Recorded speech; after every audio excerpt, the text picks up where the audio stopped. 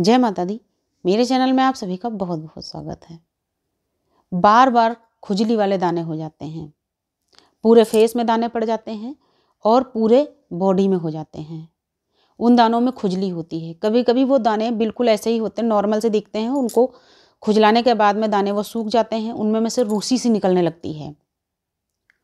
और कभी कभी क्या होता है कि वही दाने खुजलाने के बाद उनसे पानी निकलता है, मवाद निकलता है, या कुछ दानों के अंदर कुछ इस तरह का गीलापन होता है कि वो जैसे मवाद और खून मिक्स होता है। हल्का गुलाबी या हल्का लालपन या हल्का जैसे ब्राउनिश टाइप में, उस टाइप का वहाँ से रिसाव होता रहता है। और जहाँ कहीं भी ये पानी लग जाता है वहाँ पर भी और ज़्यादा दाने हो जाते हैं। ये बार बार होता है। अच्छा, कुछ लोगों के साथ में दिक्कत ये होती है कि उनको सिर्फ खुजली होती रहती है, और खुजलाने के बाद में और ज़्यादा खुजली होती है, लेकिन वहाँ पर किसी तरह के कोई भी दाने नहीं होते।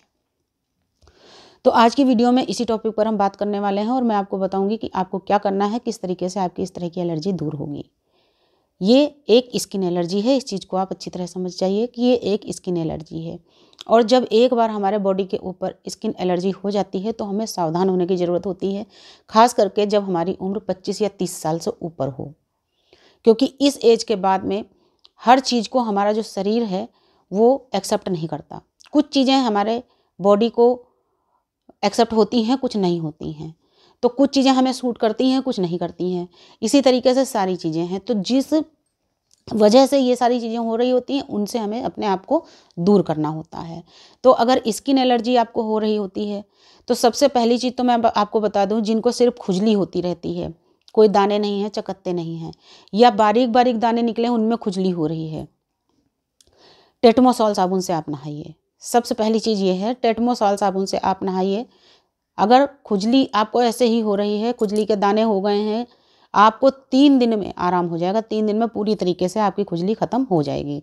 और अगर ये समस्या आपकी काफ़ी पुरानी हो गई, महीना 2 महीने से आपको हो रहा है, तो भी 1 हफ्ते के अंदर आपको आराम हो जाएगा। और ये टेटमोसॉल साबुन जो है, इसको 0 से लेकर के बुजुर्ग तक का, यानी एक नन्हे बच्चे से लेकर के बुजुर्ग तक कोई भी इसको लगा सकता है। इसका किसी तरह का कोई साइड इफ़ेक्ट नहीं है, इसका कोई भी नुकसान नहीं है।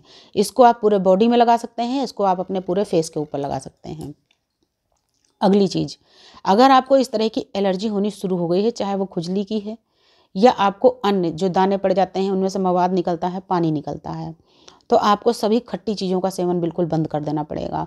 आप खटाई में आप मान लीजिए अचार वाली मिर्च या चटनी, ये सारी चीज़ें आपको बंद करनी पड़ेंगी। आपको इनमें से कुछ भी खाना नहीं है, क्योंकि स्किन एलर्जी में जो खटाई होती है वो बिल्कुल जहर का काम करती है। इसलिए आपको खटाई बिल्कुल बंद करनी है। नींबू इसमें नहीं आता है। देखिए, खटाई मैंने आपको वो बोला है, अचार वाला मिर्च अचार वाली जो होती है, उसके अलावा चटनी, मैंने आपको नींबू के लिए मना नहीं किया है। नींबू आप खा सकते हैं, क्योंकि नींबू खटाई में नहीं आता। नींबू के अंदर विटामिन सी होता है, नींबू फायदा करता है। लेकिन नींबू खाने का भी एक तरीका है, उसको आप पानी में डाल के पी सकते हैं, आप शिकंजी बना के पी सकते हैं, या आप सलाद में डाल के खा सकते हैं। डायरेक्ट आपको नींबू ऐसे ही नहीं चूसना है। अगली चीज़, अगर बहुत ज़्यादा आपके घर में लाल मिर्च इस्तेमाल होती है, जिनको स्किन एलर्जी होती है उनको लाल मिर्च से बिल्कुल दूरी बना लेनी है। बिल्कुल आपको लाल मिर्च खानी ही नहीं है।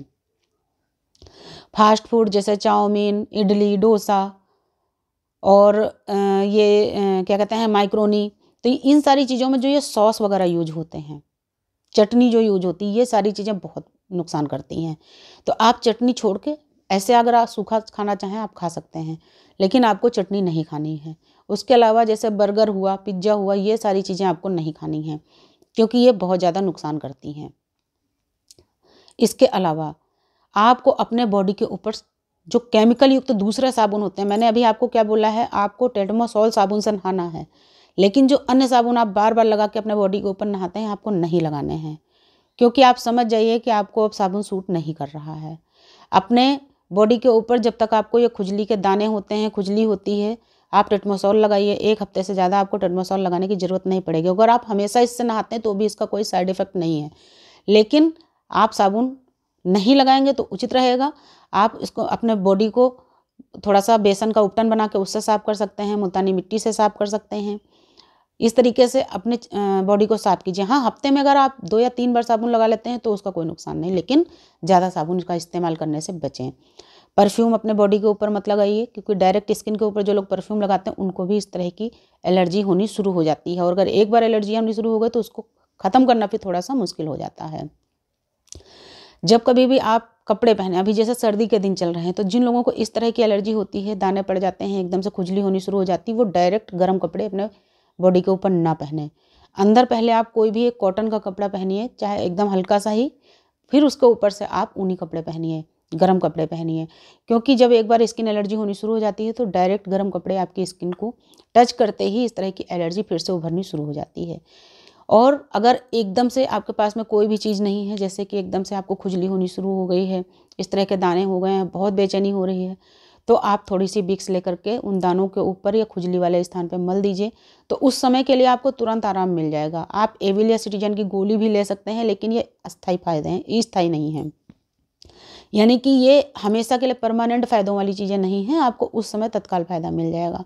पूरा फ़ायदा आपको परहेज़ से ही मिलेगा, और इतना करने के बाद भी, परहेज़ करने के बाद भी अगर आपको लगता है आराम नहीं हो रहा, तो फिर आप स्किन के डॉक्टर को दिखा लीजिए, हो सकता है कोई और दिक्कत हो। उम्मीद करती हूँ वीडियो आपको समझ में आई होगी। अगर लगे कि वीडियो काम की है तो प्लीज़ ज़्यादा से ज़्यादा लोगों को इसको शेयर भी कीजिए। नमस्कार, धन्यवाद।